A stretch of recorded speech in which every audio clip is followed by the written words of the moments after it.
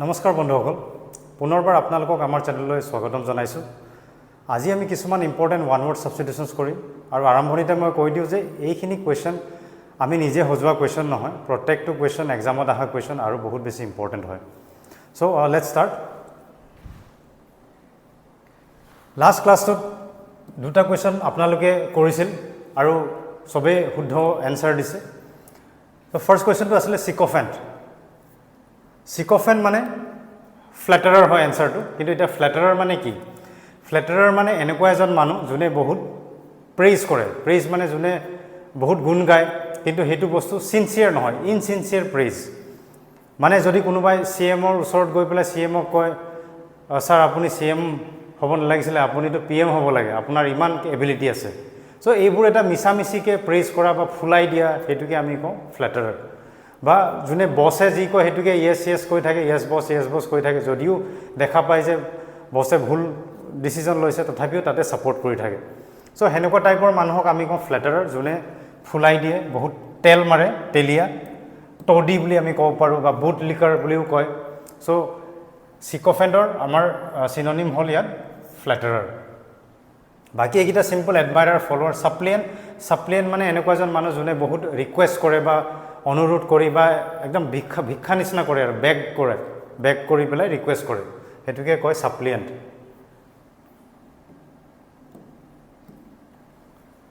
Next synonym of haughty so haughty মানে শৰ্টত যদি মই ক'বলৈ যাওঁ এটাই ৱৰ্ড আছে এৰোগেন্ট মানে অহংকাৰী এৰোগেন্ট যোনে নিজকে লৈ বহুত গৌৰৱ কৰি থাকে বা এটা অহংকাৰী মানুহ তাক আমি কওঁ হটি ইয়াৰ এটা বহুত ইম্পৰ্টেন্ট সিনোনিম এটা আছে এটো এক্সামত হুদে বেলেগকে ইন্ডিপেন্ডেন্টলি হুদে সুপাৰচিলিয়াছ আৰু কনসিটেড বুলি আমি ক'ব পাৰো মানে অহংকাৰী আৰু শৰ্টত জানি ললে হল এটো এৰোগেন্টকে আমি হটি বুলি কওঁ সুপাৰচিলিয়াছ বুলি কওঁ কনসিটেড বুলি কওঁ এতিয়া অপচনবোৰ আমি চাই লওঁ ইয়াতো সবে কাৰেক্ট এনসাৰ দিছে এনসাৰটো এটো হয় ওভাৰবিয়াৰিং ইৰিজলিউট মানে যাৰ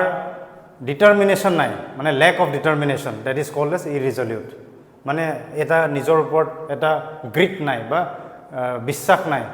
হেতুকে আমি কওঁ ইৰিজলিউট ইন্ট্ৰাভিট মানে হল ফিয়ারলেস বা ব্রেভ সাহসী গ্লিফুল মানে জয়ফুল মানে হ্যাপি সুখত থাকাটো কৈছে গ্লিফুল সো ওভারবিয়ারিং মানে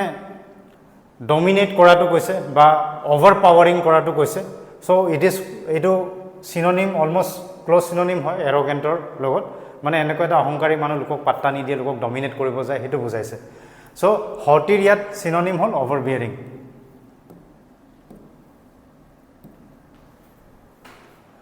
এতিয়া আমি ওৱান ৱৰ্ড সাবস্টিটিউশনবোৰ স্টাৰ্ট কৰিম so our aunty is a dash she speaks many languages ইয়াত ক'ব বিচাৰিছে কি যোনে এজন মানুহ যোনে কেইবাটাও ল্যাঙ্গুৱেজ কয় তাক কি বুলি কোৱা হয় বাইলিঙ্গুৱেল মানে দুটা ল্যাঙ্গুৱেজৰ কথা কৈছে লিঙ্গুইষ্ট মানে এজন মানুহ যোনে ল্যাঙ্গুৱেজৰ ওপৰত ষ্টাডি কৰে সাইন্টিফিক ষ্টাডি কৰে এ person linguist is a person who studies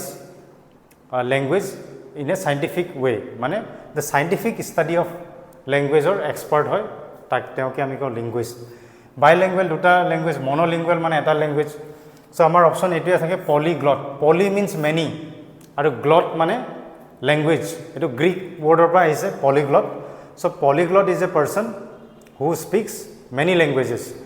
একো প্ৰেসাইজলি ডিফাইন কৰা নাই কেটা ল্যাঙ্গুৱেজ জানিব লাগে কাৰণ আমিও জানো আমি হিন্দী জানো বা অসমীয়া জানো বেঙ্গলী জানো কিন্তু মই পলিগ্লট নহয়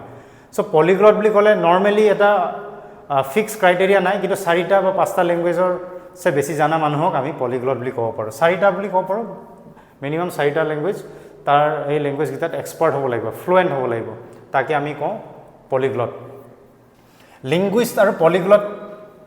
ক্লোজ সিনোনিম হয় তো বহুত জায়গাত এটো ওভাৰল্যাপও হৈ যায় সো এটো কাৰণে কিছুমান কোৱেশ্চনত যদি আহে এটা অপচন নাথাকে তো আমি ইটোটো আমি ইজিলি আমি টিক কৰিব পাৰো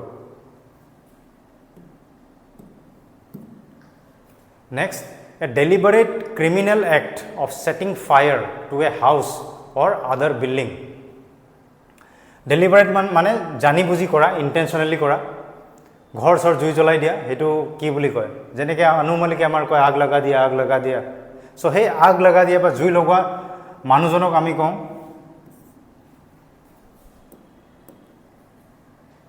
আৰ্চনিষ্ট। আৰ্চনৰ পৰা হৈছে, আৰ্চনটো এক্ট হয় আৰু যোনে জুই লগায় সেই মানুহজনক আমি কওঁ আৰ্চনিষ্ট। ইয়াৰ লগত আৰু দুটামান বহুত ইম্পৰ্টেণ্ট শব্দ আছে।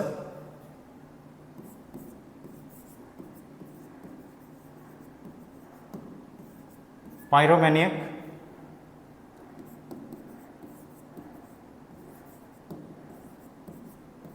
আৰু ইনচেন্ডিয়াৰী। এতিয়া আমি নিউজত আমি পাই থাকোঁ যে ফেঞ্চি বজাৰত কিছুমান দোকানত জুই লাগি গ'ল বা আমিতো নাজানো কোনোবাই জুই লগাই দিছে, এনেকুৱা হ'ব পাৰে। চ' তেনেকুৱা টাইপৰ মানুহৰ ক্লাছিফিকেশ্যনটো আছে ইয়াতে। এতিয়া মেনিয়া মানে আমি জানো, মেনিয়া মানে এটা কম্পালচিভ ডিজায়াৰ টু ডু ছামথিং, মানে এটা পাগলৰ নিচিনা, মানে এটা অবছেশ্যন। চ' পাইৰোমেনিয়াক তিনিটাই জুই লগায়, তিনিজন মানুহে, এই তিনিজন মানুহে জুই লগায়। কিন্তু ডিফাৰেঞ্চটো কি হ'ল, পাইৰোমেনিয়াকে থ্ৰিলৰ কাৰণে জুই লগায়, মানে তাৰ এটা কিক পায়, তাৰ পৰা এটা সি মানে অবছেশ্যন হয় এইটো, আৰু তাৰ পৰা তাৰ এটা এক্সাইটমেণ্ট হয়। চ' সেইটো মানুহক আমি কওঁ পাইৰোমেনিয়াক। তিনিজন মানুহে দে লাইক টু ষ্টাৰ্ট ফায়াৰ্ছ বা দে বাৰ্ণ বিল্ডিংছ বা দে বাৰ্ণ হাউচেছ। চ' গোটেইকেইটাই জুই লগায়। এতিয়া আৰ্চনিষ্টটো এনেকুৱা মানুহ, আৰ্চনিষ্ট পইচাৰ কাৰণে জুই লগায়। এনেকুৱা হ'ব পাৰে ইঞ্চুৰেঞ্চৰ পৰা মই পইচা পাম, যদি মই জুই লগাই দিওঁ দোকানখন, তো মই ইঞ্চুৰেঞ্চৰ পৰা পইচা পাব পাৰোঁ। চ' সেই মানুহটোক আমি ক'ম আৰ্চনিষ্ট। ইনচেন্ডিয়াৰীটো এনেকুৱা মানুহ যোনে ৰিভেঞ্জৰ কাৰণে জ্বলায় বা কিবা তাৰ পলিটিকেল বা ৰিলিজিয়াছ মটিভ থাকিব পাৰে। চ' এই ডিফাৰেঞ্চিয়েশ্যনটো গম পাব লাগিব। তিনিজন মানুহে জুই লগায়, কিন্তু ডিফাৰেঞ্চটো এইটোৱে, পাইৰোমেনিয়াক থ্ৰিলৰ কাৰণে, আৰ্চনিজে পইচাৰ কাৰণে, আৰু ইনচেন্ডিয়াৰী ৰিভেঞ্জৰ কাৰণে। চ' ইয়াত আমাৰ আৰ্চন আছে, ডেলিভাৰেট এক্ট, জানি শুনি জুই লগাই দিয়াটো আমি কওঁ আৰ্চন। বাকী এছল্ট মানে এটেক কৰা। ফায়াৰ ব্ৰেক মানে যেনেকৈ কিছুমান কাণ্ট্ৰিত, ছাপ'জ অষ্ট্ৰেলিয়াৰ নিচিনা জেগাত ক'ৰবাত জুই লাগি যায়, বহুত জাংগলছবোৰত জুই লাগে, তো জাংগলৰ মাজত যি কিবা জুইৰ মাজত কিবা যদি আমি অবষ্টেকল এটা দি দিওঁ বা সেই বেৰিয়াৰ এটা দি দিওঁ, সেইটোকে ফায়াৰটো ব্ৰেক কৰা বুলি কৈছে। আৰু ফায়াৰ ব্ৰেণ্ডটো এনেকুৱা এজন মানুহক কোৱা হয় যোনে ট্ৰাবল ক্ৰিয়েট কৰে, মানে a person who incites trouble. So' trouble create কৰা মানুহক আমি কওঁ firebrand. Firebrand cricketer হ'ব পাৰে বা firebrand leader, political leader, কাজিয়া কৰিবলৈ ৰেডি থাকে এনি টাইম।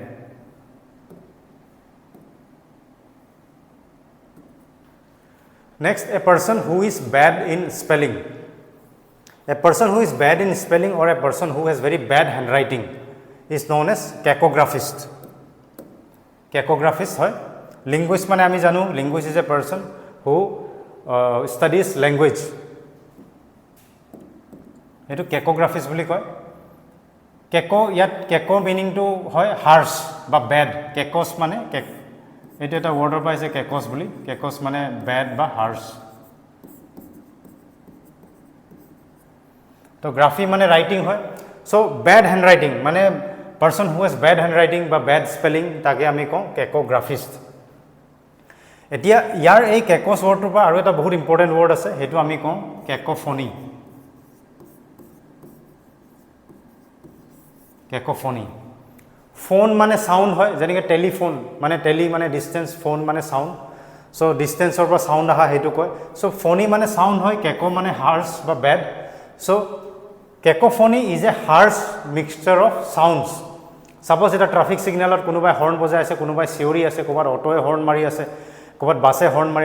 মাৰি আছে। চ' এইবোৰ মিক্স হৈ পেলাই এটা বহুত আনপ্লেজেণ্ট চাউণ্ড হৈছে বা হাৰ্ছ মিক্সচাৰ অফ চাউণ্ড হৈছে। চ' সেই চাউণ্ডটোকে আমি কওঁ কেকোফনি। চ' ইয়াতে কেকোগ্ৰাফিষ্ট আমাৰ হ'ল person bad in spelling or bad hand writing, আৰু তাৰ একজেক্টলি অপজিট হ'ল কেলিগ্ৰাফিষ্ট। চ' কেলিগ্ৰাফিষ্ট মানে ধুনীয়া হেণ্ড ৰাইটিং, যেনেকৈ হেণ্ড ৰিটেন ৰাইটিং থাকে কিছুমান ইনভিটেশ্যন কাৰ্ডত বা কিছুমান পাৰ্টিৰ ইনভিটেশ্যনত গেটৰ মুখতে লিখা থাকে বহুত ধুনীয়া হেণ্ড ৰাইটিঙত। চ' সেইবোৰ এটা কেলিগ্ৰাফিৰ এটা পাৰ্ট হয়। So' calligraphy is the art of beautiful handwriting. এইটো মনত ৰাখিব লাগিব এইটো ইম্পৰ্টেণ্ট ৱৰ্ড হয় ক্যালিগ্ৰাফিষ্ট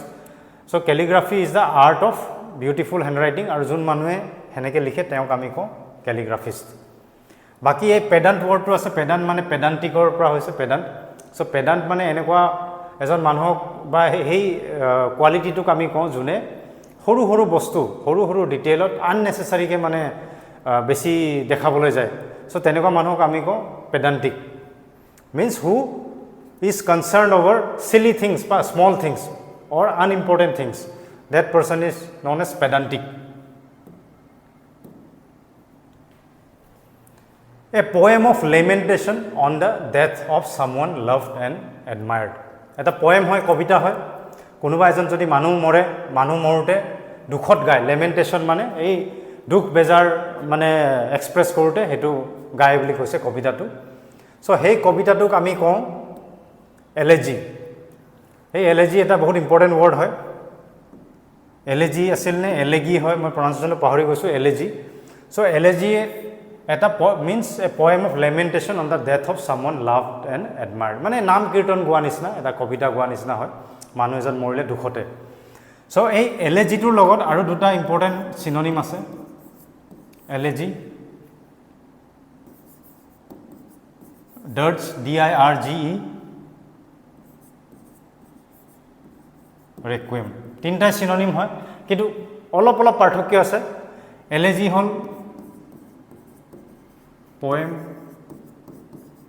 for the dead মানে মৰা মানুহৰ কাৰণে মৰা মানুহৰ দুখত কিবা তেওঁৰ মানে দুখ বেজাৰ কৰি পেলাই তেওঁৰ কাৰণে এক্সপ্ৰেছ কৰি কিছুমান মানে কবিতা গোৱা poem for the dead dirge hall song for the dead requiem hol mass for the dead বাকি সিনোনিমে হয় পাৰ্থক্যটো এটো আৰু তিনটা ওয়াৰ্ডে আহে পৰীক্ষাত আহিছে আগতে আৰু ফিউচাৰটো আহিব সো পোয়েমটো আমি গম পাওঁ কি হয় কবিতা হয় সংটো আমি জানো কি হয় গান হয় মাসটো কি হয় মাসটো যেনেকৈ আমি চাৰ্চত যেতিয়া আমি এই চাৰ্চত যাওঁ চাৰ্চত মানে মাস কৰে বুলি কয় মাস কেইটা বজাত আছে সানডেত মাস হয় মাস মানে এটা প্ৰেয়াৰ সিম্পলি এনেকৈ ভাবি ললে হল প্ৰেয়াৰ হয় আৰু prayer for the dead so elegy ইয়াৰ এনসাৰটো হল এলেজি এপিটেপ মানে আমি জানো আগতো আমি ডিসকাস কৰিছো এপিটেপ মানে এটা ইনস্ক্ৰিপশন অন এ টুম্ব মানে এটা মৰা মানুহৰ পুটি পেলাই যত এটা সিমেন্টৰ এটা কনক্ৰিট বনাই দিয়ে তাতে কিবা লিখে সেই লিখাটোকে আমি কওঁ এপিটেপ ট্ৰেজেডি মানে আমি জানো ট্ৰেজেডি মানে এটা কিবা এটা ঘটনা হৈ যোৱা বহুত স্যাড ঘটনা বা দুখৰ ঘটনা হৈ যোৱা হেতু কৈছে সলিলকি এটা বহুত ইম্পৰ্টেণ্ট ৱৰ্ড হয় সলিলকিৰ এটা ইম্পৰ্টেণ্ট ৱৰ্ড এটা সিনোনিম আছে মনোলগ সো সলিলকিটো কি হয় সলিলকি এটা মানে the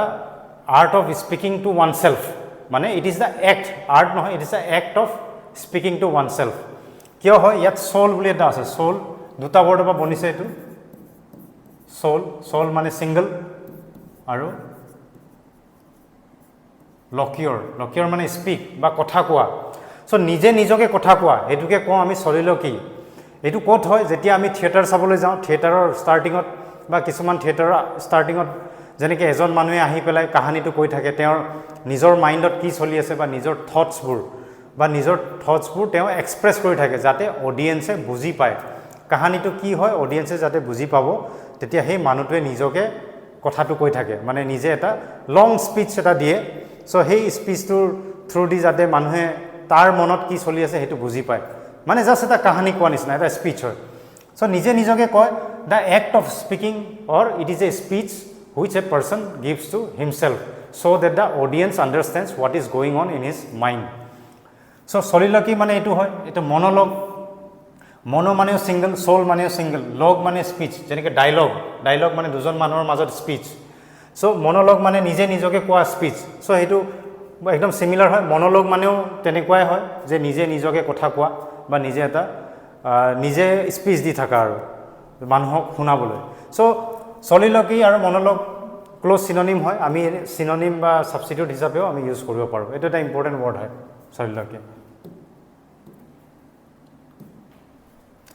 Next, attempting to impress by affecting greater importance or merit than is actually possessed. মানে বহুত ডাঙৰ ডাঙৰ কথা কৈ পেলাই বা প্ৰিটেণ্ড কৰি পেলাই ইমপ্ৰেছ কৰিব বিচাৰিছে সেইটো কৈছে চ' ইয়াত আমাৰ এটাই আছে প্ৰিটেনচিয়াছ মানে শ্বৰ্টত যদি ক'বলৈ যাওঁ ডাইৰেক্ট শ্ব'ই বুলি লিখিলে হ'ল দিখাৱা আৰু শ্ব'ই যোনে বহুত দেখায় মানুহক ইমপ্ৰেছ কৰিবলৈ মানে যোনটো সি নিজে নহয় কিন্তু সেইটো সি দেখাবলৈ যায় মানে লেভেল মাৰা যোনটো আমি কওঁ লেভেল মাৰা বহুত লেভেল মাৰি দেখাইছে চ' সেইটোৱে হয় প্ৰিটেনচিয়াছ আনচাৰ বাকী এয়াৰিটো একদম চিম্পল এয়াৰৰ পৰা হৈছে এয়াৰি ইম্পেৰিয়াছ মানে ডমিনিয়াৰিং বা ডমিনেটিং এইটোক আমি কওঁ ইম্পেৰিয়াছ গ্ল'ৰিয়াছটো একদম simple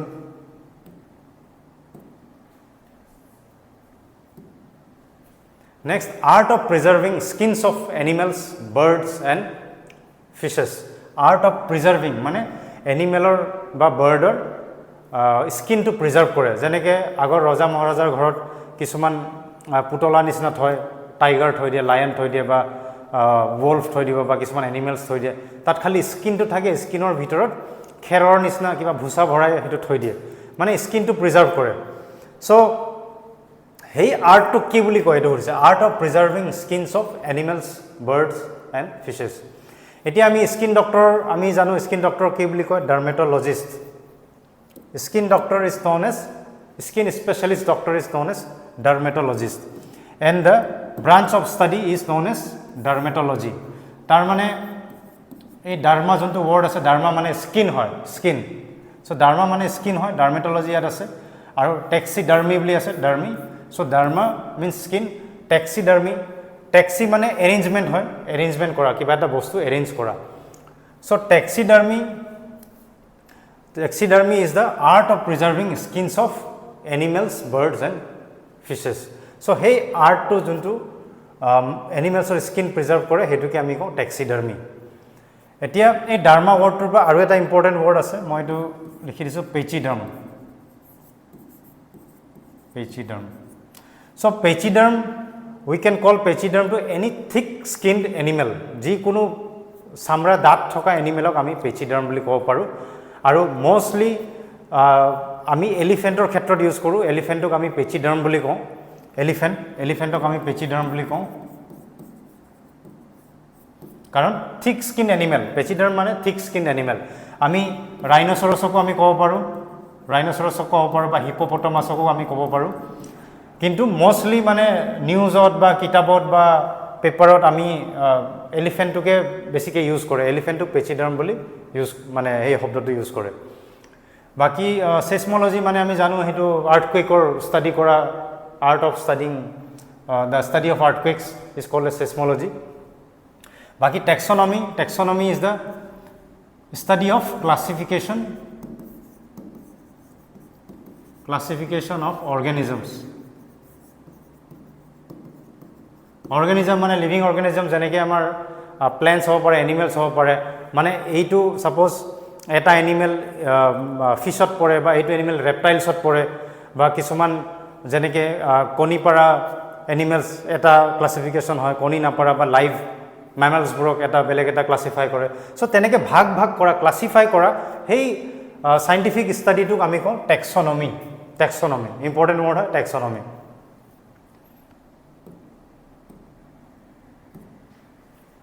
Next, what do we call a man when he is in extreme old age and behaves like a fool? যোনটো আমি হিন্দীত কওঁ বুঢ়াপে মে ষঠিয়া গয়া হে মানে বুঢ়া হৈ পেলাই অলপ মানে ফুলিছ হৈ গৈছে ষ্টুপিড হৈ গৈছে চ' সেইটো আমি কি কওঁ সেই ইয়াৰ এনচাৰটো হ'ল ডটেজ মানে এনেকুৱা এটা এইজ য'ত মানুহ বুঢ়া হৈ গৈছে বুঢ়া হৈ গৈ পেলাই সি মানে ষ্টুপিড টাইপৰ বা ফুলিছ টাইপৰ কাম কৰে তাক আমি কওঁ ডটেজ বুলি ছুপাৰ এনুৱেশ্যন মানে ৰিটায়াৰমেণ্টক আমি কওঁ ৰিটায়াৰমেণ্ট এইজ বা ৰিটায়াৰমেণ্ট হোৱাটোকে আমি কওঁ ছুপাৰ এনুৱেশ্যন ৰিটায়াৰমেণ্ট চেনাইলিটিও যেতিয়া মানে মানুহ বুঢ়া হৈ যায় বুঢ়া হৈ পেলাই মেণ্টেলি চব তাৰ থিংকিংবোৰ উইক হৈ যায় বা মেণ্টেলি ডেফিচিয়েণ্ট হৈ যায় চ' সেই এইজটোকে আমি কওঁ চেনাইলিটি আৰু ডটেজ ক্ল'জ চিননিমে হয় কিন্তু চেনাইলিটি মানে এনেকুৱা নহয় যে সি ফুল সি হ'বও পাৰে নহ'বও পাৰে কিন্তু মেণ্টেল ডিটাৰিয়ৰেশ্যন হয় মানে মেণ্টেলি দুৰ্বল হৈ গৈ থাকে বা মেণ্টেলি মানে এটা ডেফিচিয়েঞ্চি হৈ গৈ থাকে অলপ মানে চিন্তা কৰিব নোৱাৰে বা চিন্তা কৰি পেলাই একো কাম কৰিব পৰা অৱস্থাত নাথাকে আৰু মানে ভালকে ব্ৰেইনটো ফাংচনিং নহয় হেতুৱে কৈছে সো সেনাইলিটিত ফুল নহব পাৰে বা ষ্টুপিড নহব পাৰে কিন্তু ডটেজত ফুলিশ হৈ যায় বা ষ্টুপিড হৈ যায় ডিফাৰেন্সটো এটোৱে হয় ইমবেসাইলিটি মানে ইমবেসাইলৰ পৰা হৈছে ইমবেসাইলৰ পৰা হৈছে ইমবেসাইল মানে ফুলিশ বা ষ্টুপিড পাৰসনক আমি ক'ব পাৰো ইমবেসাইল মূৰ্খ বা ফুলিশ তাক আমি ইমবেসাইল বুলি কওঁ ইমবেসাইলিটিটো হেই মূৰ্খামিটোক আমি কওঁ ইমবেসাইলিটি Next, a person who renounces the world and practices self-discipline in order to attain salvation. Salvation মানে হে মোক্ষ পোৱাটো কৈছে মোক্ষ পোৱাটো কৈছে who renounces the world renounces মানে renounce কৰা মানে ত্যাগ কৰা গোটেই দুনিয়াৰ মানে লোভৰ প্ৰতি বা হে ডিজায়াৰৰ সবখিনি বস্তু হি ত্যাগ কৰি পেলাই সেলফ ডিসিপ্লিন মেইনটেইন কৰে মোক্ষ প্ৰাপ্তিৰ কাৰণে সো হেইটো যেনেকে তপস্বী হৈ গল বা এনেকুৱা ঋষিমুনি টাইপৰ যেনেকে থাকে হেইটো বুজাইছে সো ইয়াত আমাৰ কাৰেক্ট আনসাৰটো হয় ascetic so ascetic is a person who renounces the world and practices self discipline in order to attain salvation বাকি ওয়ার্ড কিটা skeptic মানে এনেকুৱা সন্দেহ কৰা প্ৰত্যেকটো বস্তুতে সন্দেহ কৰা এনেকুৱা সাসপিশিয়াস বা ডাউট কৰা টাইপৰ মানুহক আমি কওঁ skeptic Antiquarian is a person who studies or who collects antique items by ancient items. মানে পুৰণা বা পুৰণি বস্তুবোৰ বা যোনটো হিষ্ট্ৰীৰ লগত ৰিলেটেড বা পুৰণি বস্তু হেইবোৰ কালেক্ট কৰে বা হেইবোৰ ষ্টাডি কৰে তেওঁক আমি কওঁ antiquarian. Antiques বোৰ কালেক্ট কৰে antique মানে আৰু এটা কথা antique মানে জেনাৰেলি ডেফিনিশন মতে 100 ইয়াৰ্ছৰ পুৰণা বস্তুটোক আমি antique বুলি কওঁ antique piece. So 100 ইয়াৰ্ছ হচ্ছে পুৰণা হলে হেতু এন্টিকৰ ডেফিনিশনত সোমাই যায় বাকি ডিভোটি মানে তো সিম্পলে ভক্তটোকে আমি কওঁ devotee next an assembly of worshippers মানে পূজা কৰা মানুহৰ এটা গ্ৰুপ এটা ৰিলিজিয়াছ গ্ৰুপ মানে ধৰ্মৰ কাৰণে হয়তো মন্দিৰত যাব পাৰে মছজিদত যাব পাৰে বা চাৰ্চত যাব পাৰে So, hey group to কি বুলি কয় an assembly of worshippers. ইয়াৰ এনসাৰটো হয় congregationত এটা ইম্পৰ্টেন্ট ওয়াৰ্ড আছে ইয়াতে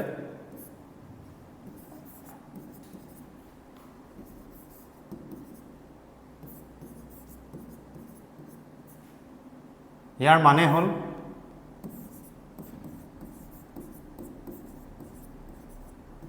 flock যেনেকৈ আমি কওঁ a flock of birds বা a herd of cows বা a herd of elephants so basically our meaning to হয় flock বা herd মানে group so এই গ্ৰুপৰ wordটো পাইছে গ্ৰেজিছ বা গ্ৰেক্সৰ পৰা আহিছে ইয়াতে আছে কংগ্ৰেগেশ্যনত so ইয়াতে এটা বহুত ইম্পৰ্টেন্ট word আছে gregarious বুলি gregarious introvert মানে আমি জানো কি হয় extrovert মানেও আমি জানো কি হয় ইন্ট্রোভার্ট মানে এনেকুৱা এজন মানুহ যোনে চুপচাপ থাকি ভাল পায় মানুহৰ লগত মিক্স নহয় তাৰ অপোজিট হ'ল এক্সট্ৰোভাৰ্ট মানে যোনে মানুহৰ লগত মিক্স হৈ ভাল পায় বা সোশ্যাল মানুহ যোনে মানুহৰ লগত মানে কমফৰ্টেবল ফিল কৰে বা মানুহৰ লগত থাকি পেলাই তেওঁলোকে এনজয় কৰে সো হেই সোশ্যাল গ্ৰেগাৰিয়াছ মানে হ'ল এক্সট্ৰোভাৰ্ট বা সোশ্যাল সবৰ লগত মিক্স হৈ ভাল পায় অপোজিট অফ ইন্ট্ৰোভাৰ্ট So gregarious এটা বহুত ইম্পৰ্টেন্ট ওয়াৰ্ড হয় যোনে গ্ৰুপত থাকি ভাল পায় বা যোনে মানুহৰ লগত মিক্স হৈ ভাল পায় সোশ্যাল টাইপৰ মানুহ তাৰ পিছত এই গ্ৰেক্সৰ পৰা যেনেকৈ আমাৰ কিছুমান ইম্পৰ্টেন্ট মানে কমন ওয়াৰ্ড আছে এগ্ৰিগেট বা কনগ্ৰেগেট সো হেই কংগ্ৰেগেশ্যনটো তাৰ পৰাই আহিছে কন মানে টুগেদাৰ আৰু গ্ৰেক্স মানে গ্ৰুপ সো এটা গ্ৰুপ যোনে একেলগে থাকে আৰু worship কৰে এইটো পাছত আহিছে religious so A religious group A religious group is known as congregation. এটা ধৰ্মৰ কাৰণে পূজাৰ কাৰণে একেলগে গোট খাই পেলাই কৰে ইহঁতক আমি কওঁ congregation. So congregation মানে religious group which is same as the assembly of worshippers. বাকি conflagration মানে এটা বহুত ডাঙৰ অগ্নিকাণ্ড a large destructive fire. Configuration আমি জানো configuration যেনেকৈ আমাৰ কম্পিউটাৰত থাকে বা মোবাইলত থাকে it is just an arrangement or pattern of parts কিছুমান বস্তুৰ arrangement বা প্যাটাৰ্নটো কয় confrontation মানে আমি ক'ব পাৰো এটা ফাইট বা এটা কাজিয়া বুলি আমি ক'ব পাৰোঁ কনফ্ৰণ্টেশ্যন তো সেই কনফ্ৰণ্টেশ্যন এটিটিউড থকা মানে কাজিয়া লাগিবলৈ ৰেডি থকা এটা এটিটিউড হয় so' confrontation means an argument or fight